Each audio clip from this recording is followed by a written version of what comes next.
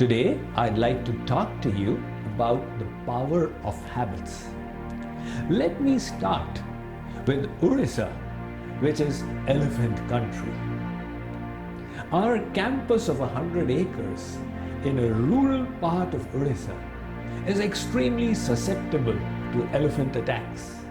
4 or 5 times a year we have this experience where it just breaks the stone wall with its feet and walks in to eat the cabbages growing there.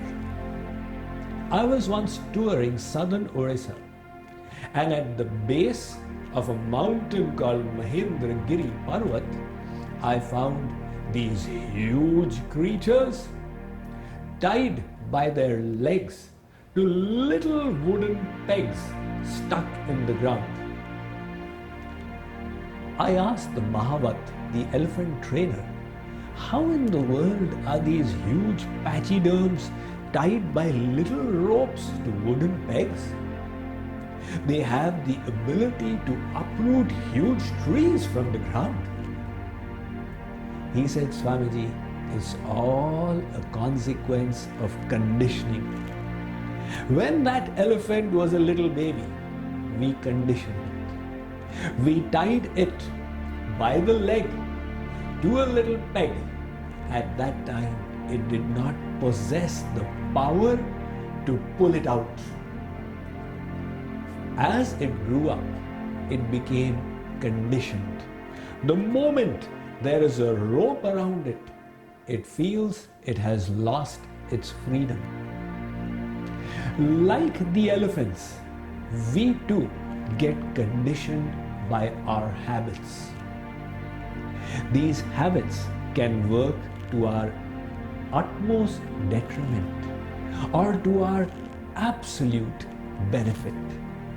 You can compare habits to macros used in Excel sheets. A macro placed on a cell does a certain computation. It doesn't care whether you have set it properly or wrongly. It will do its work on the data in the cell.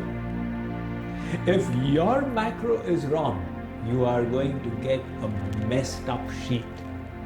Similarly, people establish harmful habits in themselves and find that they are in the grip of chemical addictions. They are in the grip of laziness, in the grip of negativity, in the grip of despondency. How does this happen? It is all the consequence of habits. Let us understand the habit loop. Let us say you came back home from office and you were feeling drained and oppressed. As a form of relief, you sat on your sofa before the TV, and for a little enjoyment, you took a cheese sandwich with a coffee. The consequence was that you experienced a certain amount of mental relief and sensual pleasure. Now let's say you repeated this behavior for a month. What was the consequence? Your mind created a habit chain. Now the moment you come and sit on the sofa, this acts as a trigger for the brain. And the brain then performs the action of creating the desire for coffee and cheese and the enjoyment of the television. And when you indulge in it, the reward is the little pleasure that the brain gets. That pleasure solidifies the habit and makes the habit loop stronger in the mind. This is how the brain works. Whenever you wish to do any activity, the brain fires up neurons in the sensory motor region, the neocortex, the prefrontal cortex. However, the brain has a self-programming ability. when it sees something is getting repeated, it creates shortcuts for it and stores them in the basal ganglia. That is why repetition makes something easier and easier and easier. In other words, the naturality comes. This is the habit-forming nature of the brain. Social scientists studied why some families develop the habit of fast foods. And they found that when the fast food joint McDonald's moved into the neighborhood, they first went to try it out. However, the taste of the food was the reward for the repetition of the action. And when they started doing it again and again and again, the mere looking at McDonald's served as a trigger to the brain to create the desire for fast food. And indulgence in it provided the reward for the brain, thereby making the habit deeper and deeper. In fact, scientists have discovered that even after surgeries on the brain, habitual patterns don't change. Yet, there is hope. It was also found that when this fast food joint was moved out from the neighborhood, within a year or two, that habit died away. Hence, our brain is neuroplastic.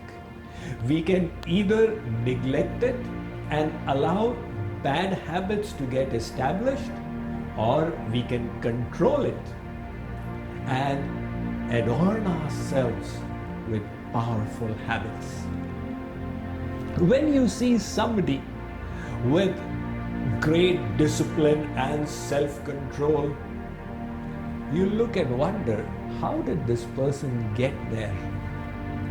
It was all a question of struggling hard in the beginning to establish some good habits. So this is how it works. Whenever we do something at first, we are consciously incompetent.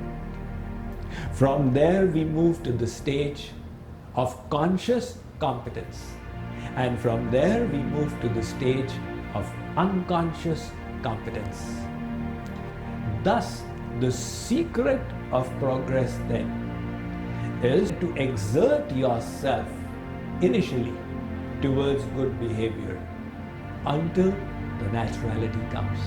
And once the habit is established, that good behavior comes to us as a second nature. This is the power of habits. Habits can refer to physical activity. They can also refer to mental activity. Those mental habits of ours are the mindsets that we establish.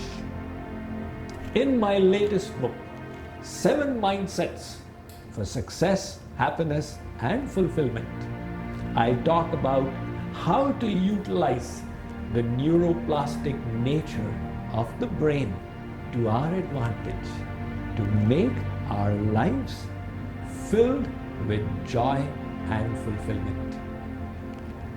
Do check out the book on its Amazon page.